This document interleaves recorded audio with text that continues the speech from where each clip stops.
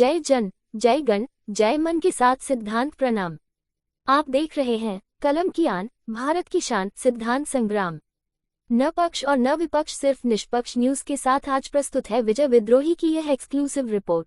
जी हाँ, कलम की आन, भारत की शान, सिद्धांत संग्राम। खबर वो नहीं है जो आप डेली देखते हैं, खबर वो है जो आपको सिद्धांत संग्राम दिखाता है। आज सिद्धांत संग्राम की टीम है प्रभु Shri Ramlila committee model town 2 के साथ। जी हाँ, मर्यादित मॉडल टाउन, मर्यादित दिल्ली और मर्यादित भारत के लिए प्रतिबद्ध प्रभु Shri Ramlila committee model town 2। जी हाँ, जनता के जनपद पर वो सरोकार जो कहीं न कहीं मायने रखता है। प्रभु श्री राम और सीता माता के वचनों और मर्यादाओं वाली दिल्ली और भारत के लिए प्रतिबद्ध। और सचमुच मैथिली शरण गुप्त जब कहते हैं कि हम कौन थे, क्या हो गए हैं और क्या होंगे अभी, आओ विचारें आज मिलकर समस्याएं सभी। सचमुच में समाज में रावणत्व की संख्या जब बढ़ता हुआ दिखता है, जब कई मंत्रा और तारका की संख्या जब दिनों दिन बढ़ रहे हैं, उस समय कहीं न कहीं एक चिंतनीय विषय हो जाता है।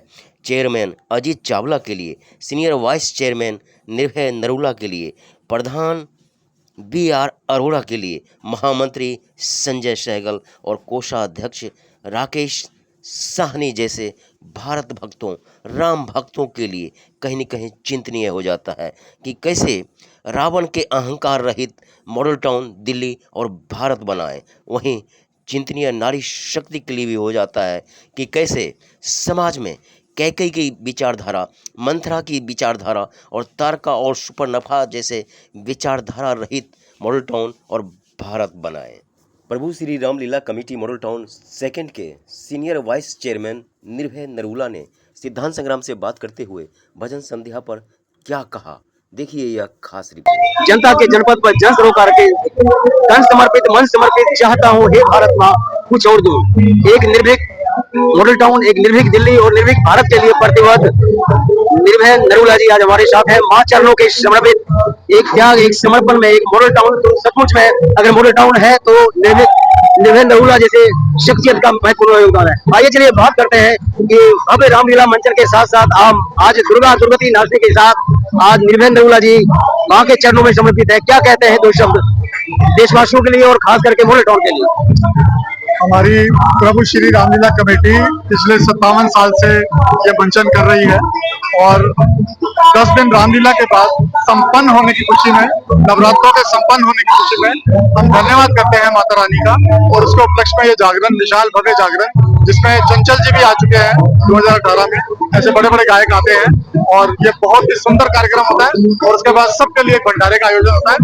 हमारी रामलीला की ये खासियत है कि 10 के 10 दिन जैसे प्रभु राम ने सुग्रीव, शबरी, केवट, सबका, जटायु, सबका कितना अपने से निर्बल लोगों का कितना ध्यान रखा, उनको उबारा, उनको सोचते हुए, उसी प्रण को लेते हुए प्रभु श्री रामलीला कमेटी भी 10 के 10 दिन हमारी स्टेज से जरूरतमंदों को सहायता करती है।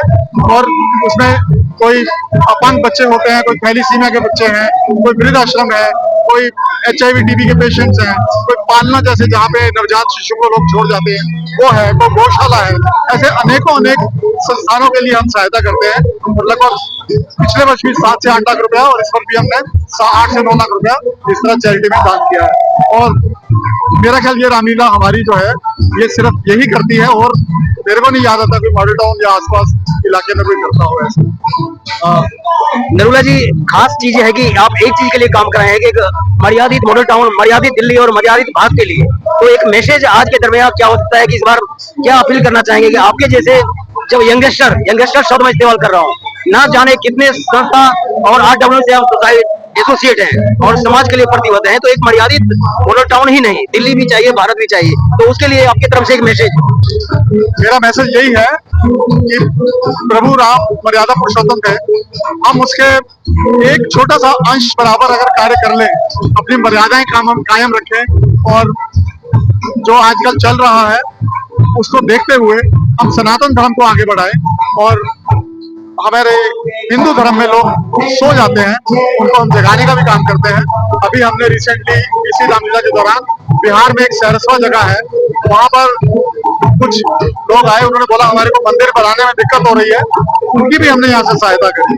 तो मेरा संदेश यही है, प्यार, परोपकार और भाईचारा, ये 3 चीजें हमें जरूर करनी चाहिए। प्यार, परोपकार और भाईचारा, इसी में सब कुछ आ जाता है।